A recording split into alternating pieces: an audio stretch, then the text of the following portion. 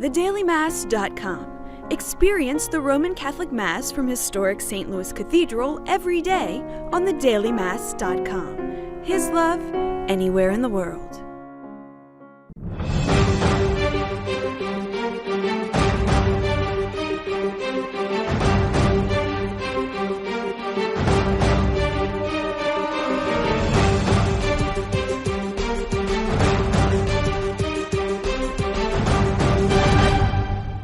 For many, it's an answer to a prayer. And today, the doors of the Gianna Center are open. We'll take you inside to meet the people who have made this pro-life OBGYN and fertility clinic a reality on tonight's Issues in Faith.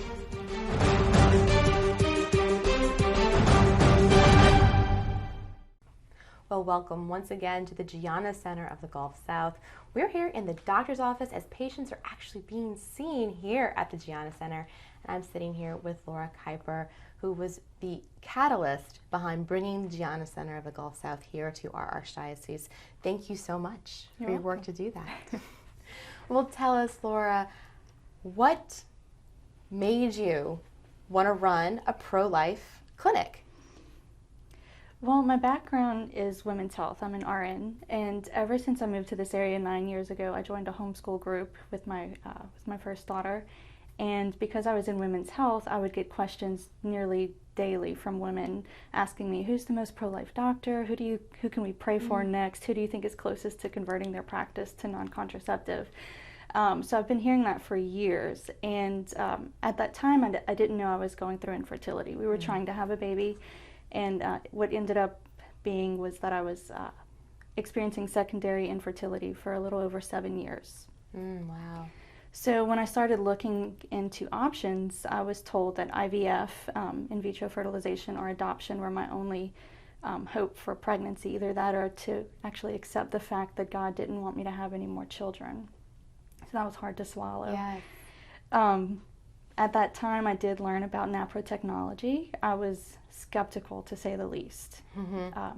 But figuring we really didn't have any other options, we decided to give it one last shot. So after only 3 months of using this method, a problem was finally identified, and the 4th month we were given medical treatment, and I conceived and carried to term. Wow. Yes. So that had to have almost seemed miraculous to you. Oh, it completely was. So while my story was successful and a happy one for sure, it wasn't easy. The information was not all in one place. I had to do a lot of traveling, a lot of fighting with insurances, and a lot of self-pay, and it was just really, really complicated. So when people started asking me, you know, what did you do? How did it work? I was almost embarrassed to tell them what they would have to go through because it wasn't easy, especially if you're not strong in your faith. IVF just sounds like an easier option, albeit more expensive. So I always kind of had in my head after I had my second daughter that if I win the lottery, I wanted to create a center where everything was in one place and it would just be easy. And so the Gianna Center, the concept of the Gianna Center, it's not original to Louisiana. Right. There are other Gianna Centers, but you have been really the catalyst and the person behind the scenes working to bring it here. What has that been like? What's been that process? It's really been just miraculous to sit back and watch, because I'm just so insignificant, to be honest with you. Really, it was an idea. And the people I presented it to, I guess you can call it a right time, right place type situation. They took it and made it happen. So while the overall idea was mine, if it was left up to me, we wouldn't be here right now. So it really was Tara White, John, Bart, Dr. Alma Levy taking me seriously and jumping on the idea and actually doing something to get it started. So what are women now in your groups that you're talking to, the families, what are they saying now? What are they looking forward to? Oh, they are just so excited for themselves, because most of them, as you can imagine, homeschoolers are very pro-life. So most of them are just so excited for themselves, but more so for their daughters and their daughter-in-laws that are coming up, that now that everything they've been fighting for years is finally here, so their daughters get to reap the benefit of it. What is the practice, for young women in terms of education? Because that's a big component as well. Well, that's one reason I really love the Creighton Model Fertility Care System, because while natural family planning is an aspect of it, it's really more, it encompasses women's health in general. So we can teach adolescents as young as, when they first start their cycle, how to chart with Creighton and not be worried that we're teaching it in a contraceptive manner.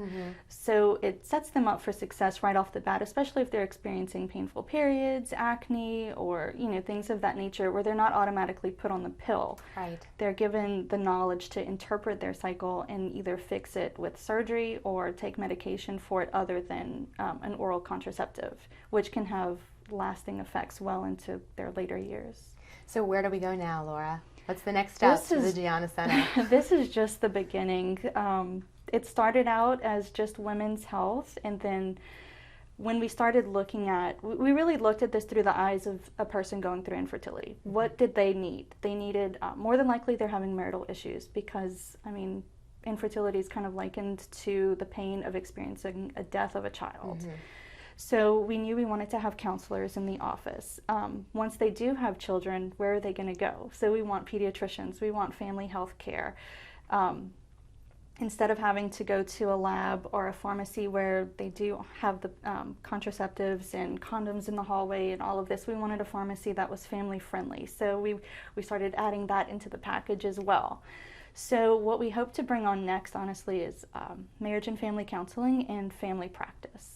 Well, we'll keep all of those issues in prayer, and I know for many, the Gianna Center is an answer to a prayer. We've heard it over and over again as the news spread. I know you say you're insignificant and it's very humbling, but you are, that worker bee that has kept this process moving forward. So thank you, for doing that and staying on top of everything. And our prayers are with you and the entire staff and all the medical professionals working with Gianna Center. Thank you very much.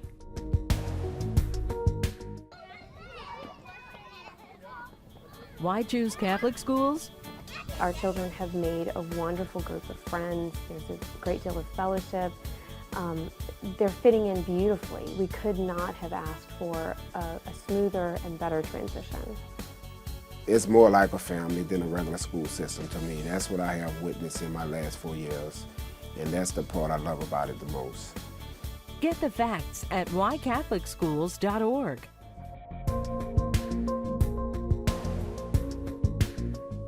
We're back at the Gianna Center of the Gulf South. I'm sitting here with board member John Shembra. Thank you so much for being with us today. Thank you for coming. You have, as I mentioned, you're a board member, but you have an interesting perspective that you bring to the board and the Gianna Center as someone in the medical field.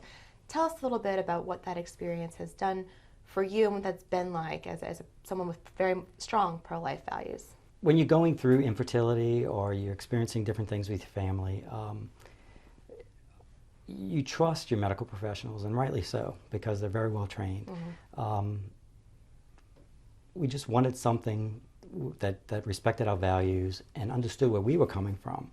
So it was real important for us to establish this, especially for women, healthcare, people suffering with infertility, that the church can walk along with them in their struggles, in raising their children, getting through infertility. So that's how my interest came into it with, from the medical background. And so how did you learn about the center? What brought you here? You bring that interest.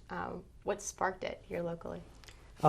Really, Laura Kuiper and I were acquaintances, and one day we were talking about something completely different. And I just said to her, what do you want to be when you grow up? And she said, I really want to open up a pro-life fertility clinic. And we started talking about naprotechnology, and I said, I'm very interested in that. I've been seeing it on EWTN, reading about it in different Catholic journals, and said I have a really strong interest. So I said, if you ever do anything with that, let me know, because I really would love to help you. And it kind of evolved into this. And as a board member, what is your role with the Gianna Center? I'm listed as president of the board, so I kind of help bring everybody together. I bring everybody together. It's really, we have 5 board members. Dr. Alma Levy, Tara White, Bart Sellers, Dr. Bart Sellers, a chiropractor, and Laura Kuiper and I. And we all really are a strong team, and we all bring a different strength.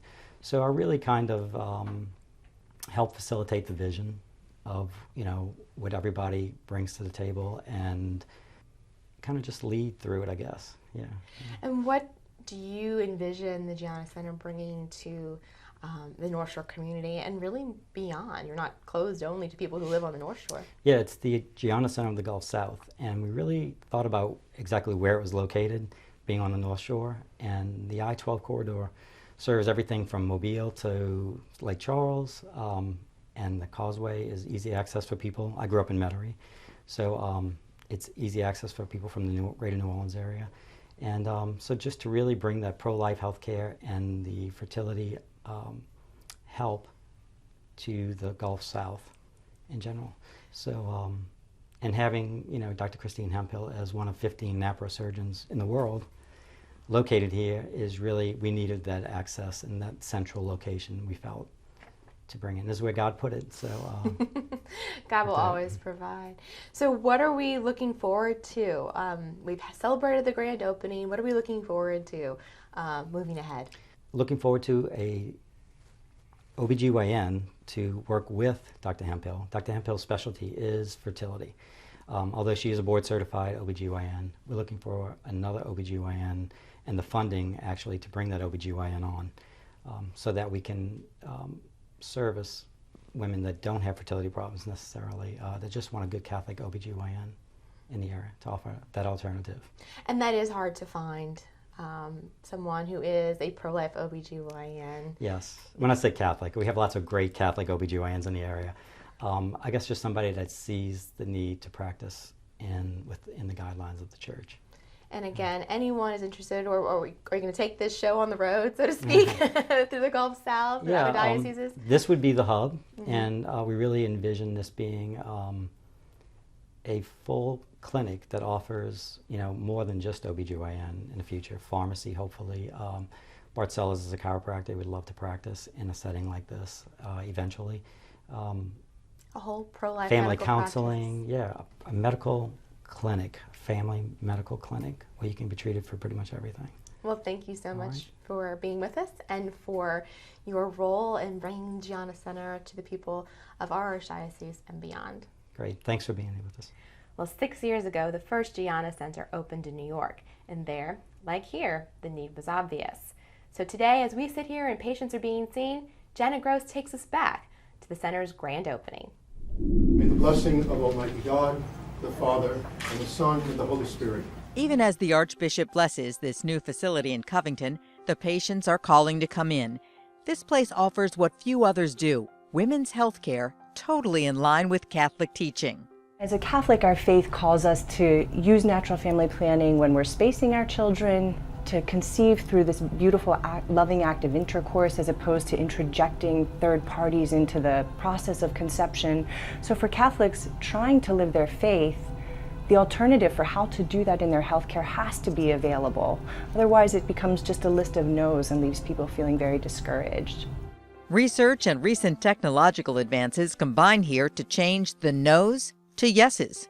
The fertility cycle has these incredible signs throughout the course of the month that really act as a window into her body and what's going on inside of her body. So we start by educating women about their fertility cycle, and then her knowledge helps us as physicians to make a good diagnosis and then implement treatment. This is just one of the examination rooms that Dr. Hemphill uses. Here, spiritual concerns are not left at the door. They're a basic part of this practice. The Catholic piece of this is that the origin came from doctors trying to create an approach in line with Catholic teaching, and then it turned out that this faithfulness to Catholic teaching led to the discovery of this incredible approach to women's health that is very scientifically sound. The original New York Center has helped hundreds of women conceive and give birth. They expect the same results here, as well as helping women with other health issues. So all of the Gianna centers specialize in the treatment of infertility, but we also specialize in the treatment of all reproductive health problems. So things that have traditionally been treated with hormonal contraceptives, suppression of the menstrual cycle, irregular cycles, severe PMS, polycystic ovaries, endometriosis, painful periods, we have natural alternatives that restore health and normal function to the fertility cycle without suppressing it. The mission of this Gianna Center of the Gulf South is to provide pro-life health care.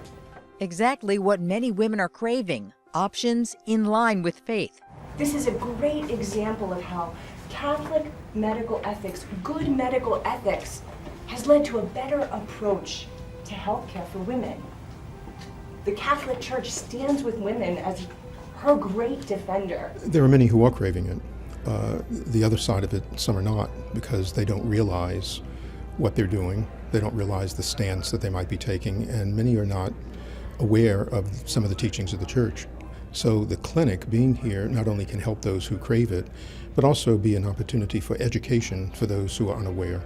The center is named after Saint Gianna, an Italian physician who, while pregnant, refused an invasive medical procedure in order to spare the life of her child. She died in April of 1962, shortly after giving birth to her son.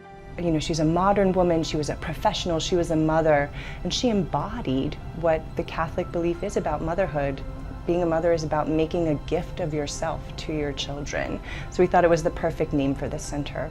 The St. Gianna Physicians Guild brought relics for the opening of the center: gloves she wore, a lock of her hair, even the fetoscope she used in her own practice, a practice that serves as inspiration even today. You're practicing medicine, there's threats or this phobia that you cannot practice. Talk about faith. Once you put on your white coat and you're in the hospital, hands off, keep your faith at home. And that's not what the position of the Catholic Church is. The Catholic Church says this is a vocation and it's a mission. And that's something that St. Gianna was really, I would say, sets out in her life, in her charity of her practice of medicine.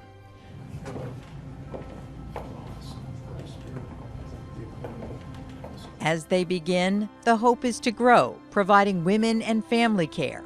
More than a practice, a mission. When patients come to see us, they come because they're looking for something that's in line with Catholic medical ethics.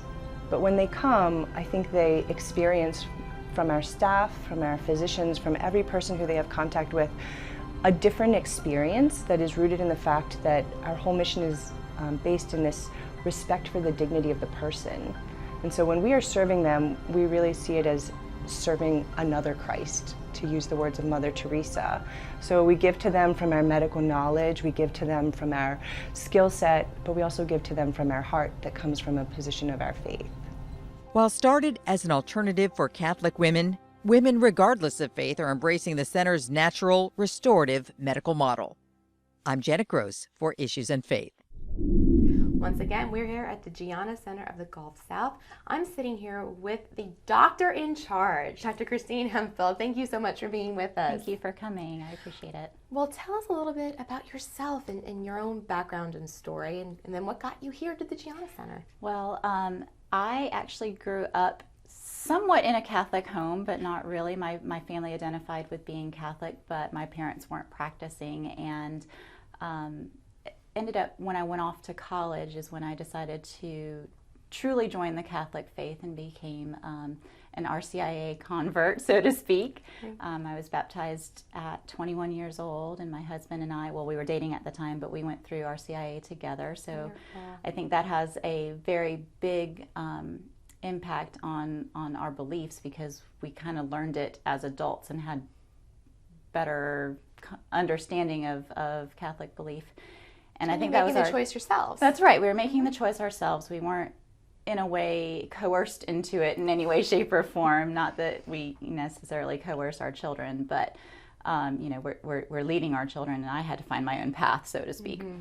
But during our RCIA process, we learned, about natural family planning in general, and then my husband proposed to me during my senior year of college, and we're like, okay, well, I guess now we need to actually learn NFP. So during our engaged process, we went ahead and I learned initially from taking charge of your fertility. I did a symptothermal method and was charting for myself. And I think that was kind of the stepping stone into this. I actually had gotten accepted into medical school, and I had intended on being a radiologist, believe it or not. Wow. I was going to sit in a little dark room all day long and look at images all day.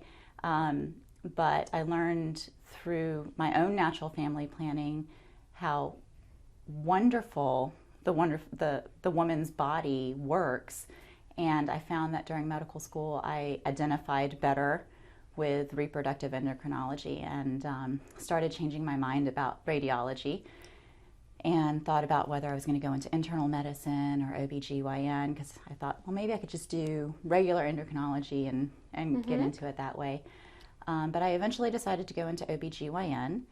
It was a hard decision because there's so many moral dilemmas that can pop up with OBGYN. But then during my discernment process, I said, well, if I can't choose to be an OBGYN and everyone else makes the same decision as me to not become one, then who's going to serve me as a patient? That's right.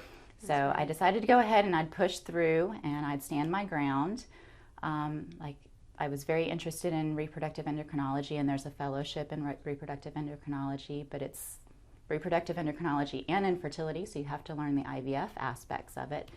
And I remember sitting as a third-year med student with our local REI and saying, so, you know, what's the feasibility of doing a full 4-year OBGYN residency and then doing the 3-year fellowship and then not doing any IVF? Because during the fellowship you learn the technique, but you don't actually perform it. Okay. And he looked at me and he said, well, that would be preposterous because that's what REI is. It's IVF. Yeah. And I was like, okay, so I don't need to go do that 3-year fellowship. So I decided I was just going to be a general OBGYN and do the best that I could helping infertile women.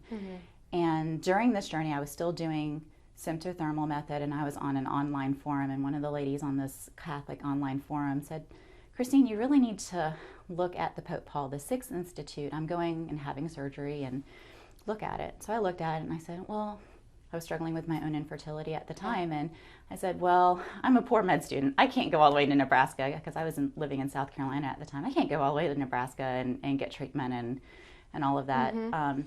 So I kind of wrote it off. Well, she went back and she had her surgery, and she came back and she's like, Christine, you look at the website again because there's this thing called a fellowship. And I was like, what are you talking about? I've already been down that road. I've already looked. I was like, I can't do a fellowship. I'm just going to go be, you know, my own little self in OBGYN world.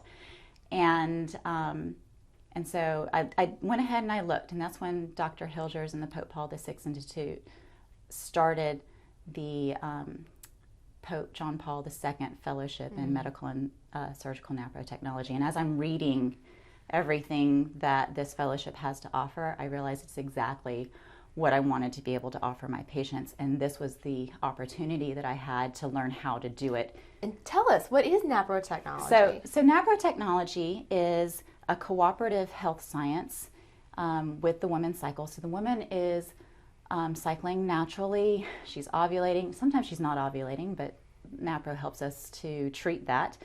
And we're looking at what the woman's hormones are doing appropriately to specific times of her cycle.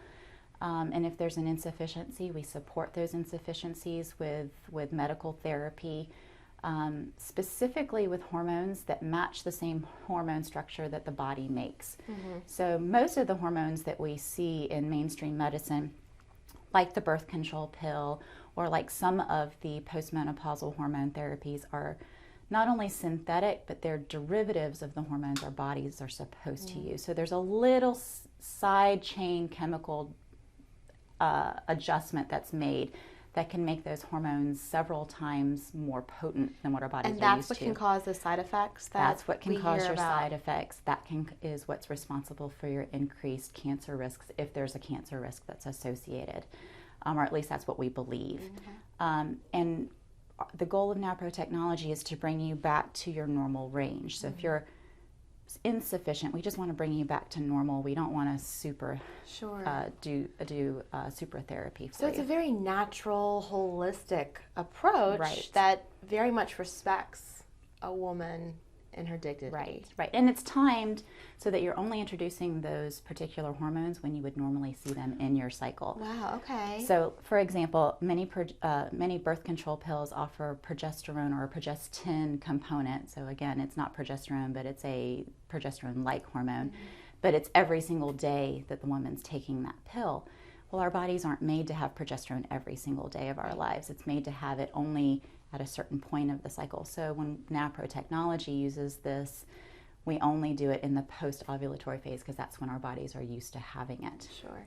And so often you will hear Catholics who are either unfamiliar with the teaching of the Church on infertility and even birth control. Sometimes they don't understand that the teaching of the Church. Having this center here, being a doctor who can help women through naprotechnology and infertility, and also understand the Crichton method of fertility care, what does that mean for you personally as a medical professional to be able to offer this? I have found so much information through Crichton and naprotechnology that wasn't offered to me as a doctor and as a scientist, basically, through my training in mainstream medicine.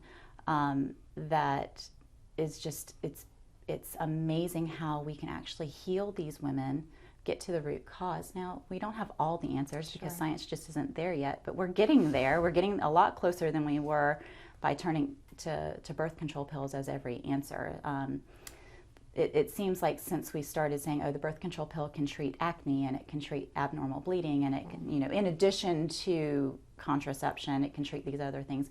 It treats the symptoms, but it doesn't get down to the underlying root cause. Right. Whereas naprotechnology is trying to fix what the problem is underneath, which has been beneficial to patients because then they get healthier overall. Sometimes we can get to the root cause where we don't need to do the supplementation anymore. The bodies have actually healed themselves. Wow, Correct. That's amazing. And there's been so many times that even my infertility patients, they have said to me, even if we can't conceive and carry our own child, I know that I'm healthier and I feel better just in general.